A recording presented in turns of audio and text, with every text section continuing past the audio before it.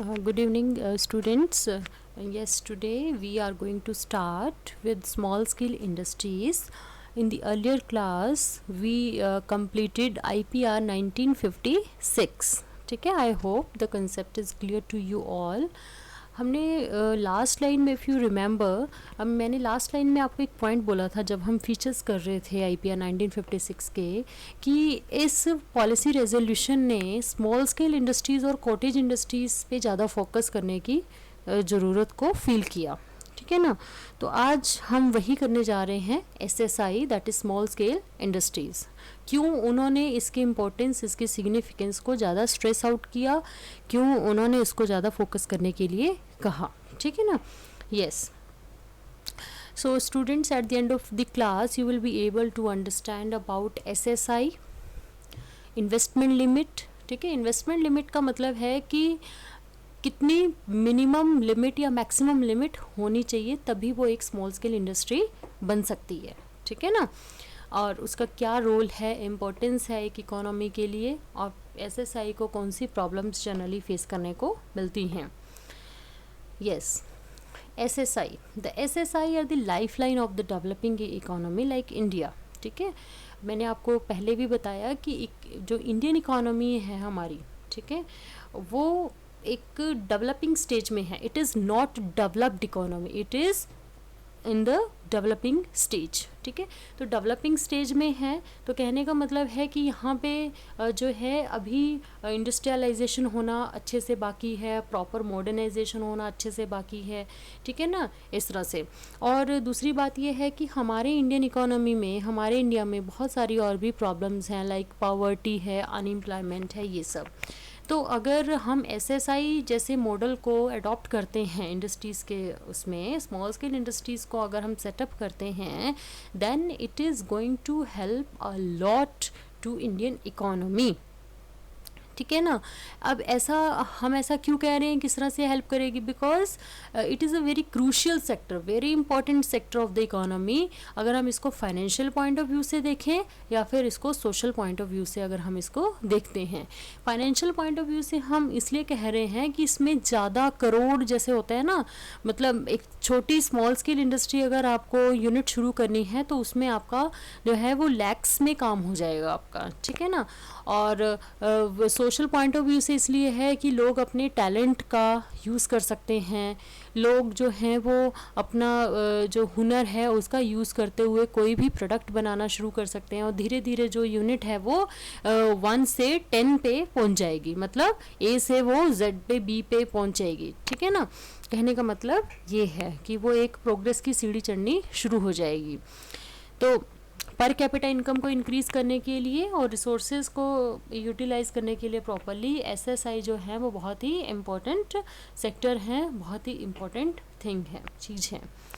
In 1955 the village and small scale industries committee, ठीक है, also called the Karve committee, noted the importance of using SSI for promoting the rural development. ठीक है, 1955 में, 56 में देखिए हमारी IPR आई 1956, IPR 1956, 55 में कार्वे कमेटी, ठीक है, जो विलेज और स्मॉल स्केल इंडस्ट्रीज़ कमेटी थी, उसमें उन्होंने SSI की इम्पोर्टेंस को, उसके रोल को, उसके सिग्निफिकेंस को समझा और कहा कि this is very important to promote the SSI if we want to develop the rural areas. ठीक है ना। आपको बच्चे पता होगा, आपने पढ़ा होगा कभी, और नहीं पता है then I am telling you, हमारे जो महात्मा गांधी जी थे, the father of the nation, उन्होंने कहा था कि जो विलेज हैं, ठीक है ना, वही उसी में ही हमारा असली भारत बसता है। ठीक है ना, हमारा असली इंडिया जो है, हमारा असली भारत जो है वो हमारे विलेज हैं। तो कहने का मतलब ये है कि अगर हम अपने इंडिया को ग्रो करना चाहते हैं, डेवलप करना चाहते हैं, तो हमें रूट लेवल से बात करनी होगी, हमें गाँव के लेवल से बात करनी होगी, रूरल डेवलपमेंट को हमें प्रायोरिटी देनी होगी। ये बच्चे आपका पूरा चैप्टर है full fledged rural development, we will be studying it later on. ठीक है, बट फिलहाल मैंने थोड़ा सा आपको इसलिए बताया कि rural development very important if one nation wants to grow and develop। ठीक है, तो 55 में कमेटी आई, कार्वे कमेटी, और उन्होंने इसकी इम्पोर्टेंस को समझा, ठीक है।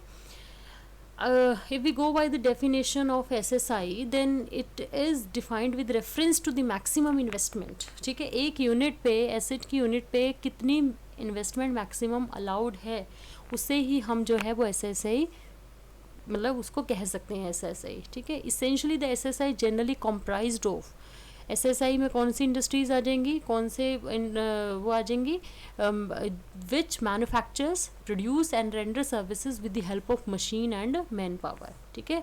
SSI में हमारी जनरली कौन सी इंडस्ट्रीज़ आ जाती हैं, जो मैन्युफैक्चरिंग का काम कर रही हैं, जो प्रोडक्शन का काम कर रही हैं, जो different kind of services provide कर रही हैं, ठीक है ना।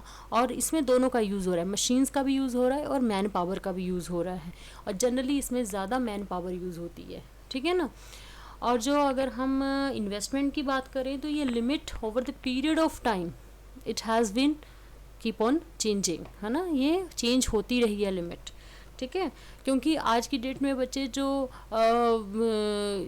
10 साल पहले जो 10 रुपये की वैल्यू थी, तो वो आज की डेट में उस 10 रुपये की वैल्यू वो नहीं है जो आज की डेट में है, ठीक है ना। कहने का मतलब है कि जो वैल्यू है वो जो लिमिट है SSI में इन्वेस्ट करने की, it has kept on changing, ठीक है।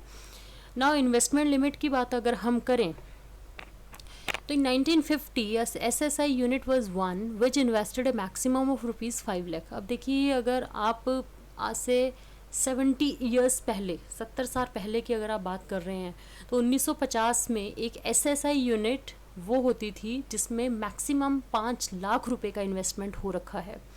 बट आज की डेट में अगर हम देखें, ठीक है ना, आज की अगर हम डेट में देखें ये इन्वेस्टमेंट क्राइटेरिया, इन्वेस्टमेंट लिमिट, तो एक मैन्युफैक्चरिंग एंटरप्राइजेस के लिए जिसमें उसका प्लांट और मशीनरी आ जाते हैं, लैंड और बिल्डिंग नहीं आती हैं, प्लांट और investment in plant and machinery is with in any of the following levels. Micro enterprise है तो इन्वेस्टमेंट 25 लाख की होनी चाहिए प्लांट और मशीनरी में, ठीक है ना। और स्मॉल एंटरप्राइज है तो 5 करोड़ तक की होनी चाहिए, मीडियम है तो 10 करोड़ तक की इन्वेस्टमेंट, ठीक है ना। यह मैन्युफैक्चरिंग एंटरप्राइज है जहाँ पे कोई चीज़ मैन्युफैक्चर की जा रही है, ठीक है ना। क्योंकि अभी हमने पढ़ा कि मैन्युफैक्चरिंग और ये सर्विस रेंडरिंग्स में होता है ये, ठीक है, SSI। तो मैन्युफैक्चरिंग की बात हो गई हमारी, ठीक है। और अगर हम सर्विस एंटरप्राइज़ की बात करें तो माइक्रो एंटरप्राइज में इन्वेस्टमेंट 10 लाख की होनी चाहिए, जो कि हमारा मैन्युफैक्चरिंग सेक्टर में कितने था, 25 लाख, ठीक है। Investment of up to 25 lakh जो है वो हमारी माइक्रो एंटरप्राइज है मैन्युफैक्चरिंग एंटरप्राइज के अकॉर्डिंग, और सर्विस के अकॉर्डिंग हमारा ये इन्वेस्टमेंट है 10 लाख का, ठीक है। और स्मॉल एंटरप्राइज 2 करोड़ तक का इन्वेस्टमेंट होना चाहिए, और मीडियम एंटरप्राइज 5 करोड़ तक का होना चाहिए, ठीक है ना। तो कुल मिला के अगर देखें कि अगर किसी SSI को एक सर्विस एंटरप्राइज करना है हमें, तो मतलब इन्वेस्टमेंट कंपैरेटिवली कम है और मैन्युफैक्चरिंग यूनिट के लिए इन्वेस्टमेंट ज़्यादा है, ठीक है। यस, ये थोड़ा सा अपनी नॉलेज के लिए बच्चे थोड़ा सा और अच्छे से इसको पढ़ लेना, बिकॉज वो पूछ सकते हैं आज की डेट में क्या क्राइटेरिया है इन्वेस्टमेंट का, ठीक है। यस, एग्जांपल्स हम ले सकते हैं SSI के। ब्यूटी पार्लर्स हैं, ब्यूटी पार्लर्स सर्विसेज देते हैं। अब ब्यूटी पार्लर्स आपने देखा होगा कि मॉल्स वगैरह में पार्लर्स खुले हैं, प्रॉपर शोरूम्स हैं उनके, ब्रांडेड, ये है ना, इस तरह से। बेकरीज, ये कुकीज़, ये बिस्किट्स, ये सब बनाना, स्मॉल टाइज बनाना, पेपर बैग्स हैं, स्कूल स्टेशनरीज़ हैं, तो ये सब किसके एग्जांपल हैं, SSI के, ठीक है। यस, कोई 2-3 एग्जांपल लर्न कर लो और इस तरह से आप जो है पूछा जा सकता है क्वेश्चन आपसे। Now the most important part which can be asked in the exams, जो आपके सिलेबस में पर्टिकुलरली एक्सक्लूसिवली प्रिस्क्राइब्ड है, this is the role and importance or significance of SSI. Number one, as I already discussed, as I already told you that SSI are more labor intensive, है ना। more labor intensive का मतलब है कि ये industries में ज़्यादा labour का यूज़ होता है, और बच्चे इंडियन इकोनॉमी जैसी इंडियन इकोनॉमी में अगर ज़्यादा लेबर का यूज़ किया जा रहा है, that means the problem of unemployment is being solved to great extent, ठीक है। जो प्रॉब्लम ऑफ अनएम्प्लॉयमेंट है, sorry, problem of unemployment, it's not employment, it's problem of unemployment, sorry it's a typing mistake, ठीक है। तो ये जो unemployment की जो प्रॉब्लम है उसको सॉल्व करने में हमारी हेल्प करती है। लेस कैपिटल इंटेंसिव, ठीक है।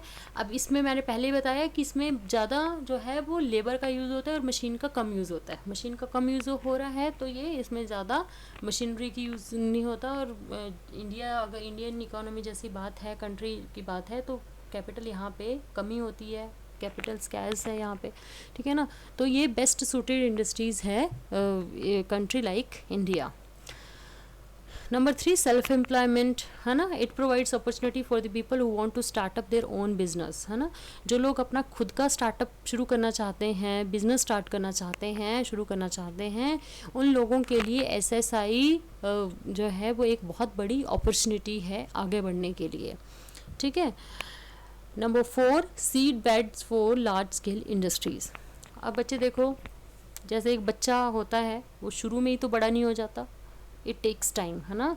उसकी ग्रोथ जो है वो 1 बाय 1 जो है वो होती है। ऐसे ही अगर किसी इंडस्ट्री को बड़ा बनना है, लार्ज बनना है किसी इंडस्ट्री को, तो उसको पहले इन्फेंट से शुरू करना होगा, है ना। एक बेबी इंडस्ट्री से शुरू होगी वो, तो बेबी से फिर जो है वो एक चाइल्ड बनेगा, चाइल्ड से फिर नेक्स्ट वो अपनी स्टेज पे जो है वो फिर एडल्ट बनेगा, फिर इस तरह से। मतलब कहने का मतलब है कि जो एसएसआई हैं, it is like seed beds, है ना। वो एक बीज है किन के लिए, लार्ज स्केल इंडस्ट्रीज़ के लिए। अगर हम अपने कंट्री में, इकोनॉमी में लार्ज स्केल पे इंडस्ट्रियलाइजेशन चाहते हैं, तो हमें जो है वो रॉ मटेरियल प्रोवाइड करने का काम कौन करेगा, एसएसआईज करेंगी, ठीक है ना। और इस तरह से इंडस्ट्रियलाइजेशन लार्ज स्केल पे होगा। Number 5, preventing the concentration of economic power, already discussed, है ना, इन द आईपीआर 1956, कि इससे एसएसआई से ये भी होगा कि इकोनॉमिक पावर कुछ ही हैंड्स में जो है वो कंसंट्रेट नहीं होगी, पैसा जो है वो कुछ ही हाथों में कंसंट्रेट नहीं होगा।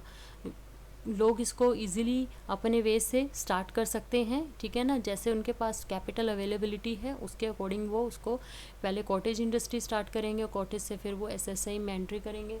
इस तरह से जो है वो अपना बिजनेस स्टार्ट कर सकते हैं, और इस तरह से पैसा जो है, इकोनॉमिक पावर जो है वो it will be distributed into all those who are contributing in the economic growth and development of the country. Number 6, export promotion, ठीक है बच्चे। ये आपको पता होना चाहिए कि जो हैंडमेड प्रोडक्ट्स हैं हमारे इंडिया के, ये हमने फर्स्ट चैप्टर में भी पढ़ा था, हैंडीक्राफ्ट इंडस्ट्रीज़, ठीक है। हैंडीक्राफ्ट इंडस्ट्रीज़ जो है कि जैसे टॉयज़ वगैरह या कोई दुपट्टे वगैरह बनाना या कुछ इस तरह की चीज़ें, कढ़ाई बुनाई का जो भी काम है, मतलब तो ये जो प्रोडक्ट्स होते हैं इनकी डिमांड फॉरेन कंट्रीज़ में बहुत रहती है, अदर कंट्रीज़ में इंडियन प्रोडक्ट्स की डिमांड बहुत रहती है, ठीक है ना। तो एक ये वास्ट अपॉर्चुनिटी है एक्सपोर्ट प्रमोशन के लिए, कि अगर हम एक्सपोर्ट को प्रमोट करना चाहते हैं तो ये जो है वो एक बहुत अच्छी अपॉर्चुनिटी है। इससे हमारे यहाँ पे जो फॉरेन करेंसी है, फॉरेन एक्सचेंज है, वो यहाँ पे सप्लाई होगी, ठीक है ना। इसके बारे में डिटेल में हम ज़्यादा और पढ़ेंगे बाद में। Yes, so this is all about the significance and importance, ठीक है, role. Now the problems of SSI. If we talk about the problems of SSI, सबसे बड़ी प्रॉब्लम जो होती है वो होती है फाइनेंस की, है ना। अब देखो बच्चे, फाइनेंस किसी के पास इजीली जो है वो 1 करोड़, 5 करोड़, 10 करोड़, ठीक है ना, even 10 lakh, 5 lakh easily available शायद नहीं हो सकता। तो these people want to have credit availability, है ना। उन लोगों को क्या चाहिए, एक लोन अवेलेबिलिटी चाहिए, लोन फैसिलिटी चाहिए, क्रेडिट फैसिलिटी चाहिए, ठीक है ना। तो मतलब तो इनको अपना बिजनेस शुरू करने के लिए जो फाइनेंस रिलेटेड प्रॉब्लम होती है वो फेस करने को मिलती है, ठीक है। बिकॉज इजीली जो है वो लोन की प्रोसेस इतनी ईजी नहीं होती है। After tight scrutiny the loan is made available to the customer, ठीक है।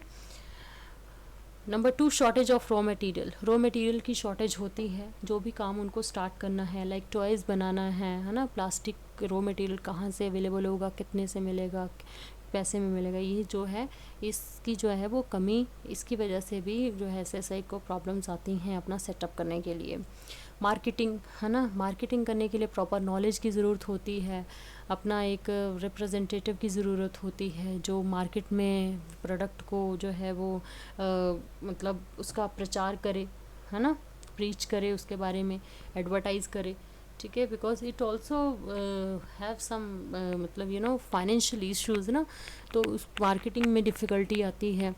फिर है इक्विपमेंट्स या मशीन्स का जो है वो आउटडेटेड है, ऑब्सोलीट जो टेक्नोलॉजी है या मशीन्स हैं उनका यूज़ करते हैं, तो वो भी थोड़ा सा प्रॉब्लम है, ठीक है, क्योंकि लार्ज स्केल इंडस्ट्रीज से इनको कंपटीशन मिलता है, तो फिर जो लार्ज स्केल इंडस्ट्रीज़ जो ब्रांडेड हैं, ऑलरेडी सेटअप ब्रांड्स हैं, जो उनके प्रोडक्ट को ज़्यादा फिर जो है वो लोग ख़रीदते हैं, पीपल परचेज़ करते हैं as compare to these industries product, ठीक है।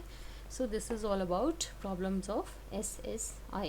ये मैंने जनरली वैसे ही बता दिया आपको प्रॉब्लम, वैसे मेन आपका जो सिलेबस में है वो है आपका SSI and its importance, meaning कर लो, और उसका इन्वेस्टमेंट क्राइटेरिया, और मेन है रोल इम्पोर्टेंस, ठीक है ना।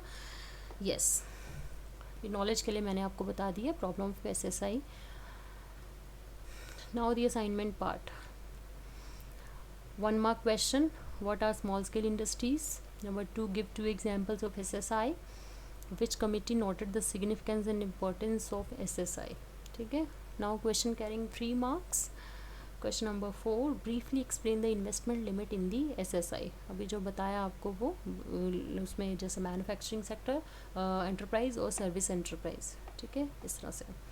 What are the problems of a small scale industry, है ना, you have to just list it out. Right short note on SSI। जब भी आपको किसी के कोई भी टॉपिक है ना, जैसे मैंने SSI बोला या IPR 1956 है, ग्रीन रेवोल्यूशन है, किसी पे भी अगर आपको शॉर्ट नोट लिखने के लिए आता है तो बच्चे हमेशा ध्यान रखो उसका इंट्रोडक्शन दो थोड़ा सा, और it depends upon the marks also, है ना, मार्क्स जो है अलॉटमेंट कितना है क्वेश्चन के लिए।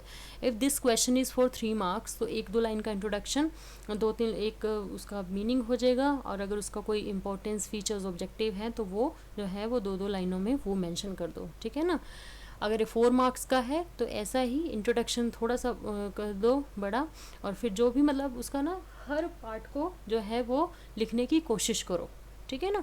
इस तरह जैसे इन्वेस्टमेंट क्राइटेरिया, तो इसमें पूरा ना लिखने की, पूरा ना लिख के जो है वो इसमें बता दो कि for investment criteria has 2 aspects, manufacturing enterprise and service enterprise, like this, ठीक है।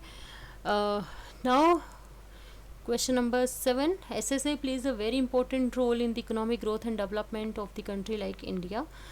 Justify the statement. बच्चे ये स्टेटमेंट है, इसमें क्वेश्चन आ सकता है आपको प्रॉपर ये इस तरह से, ठीक है ना, कि आप इसको डिफेंड करते हैं, रिफ्यूट करते हैं स्टेटमेंट को, तो definitely you will defend the statement because it plays a very crucial vital important role in economic growth and development, and the answer will be the importance significance, जो हमने 6 points इसमें किए हैं, this the answer will be that only, ठीक है, okay. So this is all about small scale industries. हमने इसमें meaning कर लिया, ठीक है, और इसके इन्वेस्टमेंट लिमिट की एग्जांपल्स किए, और फिर हमने इसमें इसका रोल एंड सिग्निफिकेंस कर लिया, और बिल्कुल ही शॉर्ट उस पर हमने इसकी प्रॉब्लम्स को भी पढ़ लिया, ठीक है। So this is the second last sub topic of chapter 2। हमारा लास्ट टॉपिक जो रहेगा it would be foreign trade, we will be studying it tomorrow, ठीक है। Okay, thank you so much बच्चे, असाइनमेंट साथ साथ प्रिपेयर करते रहिए, थैंक यू ऑल।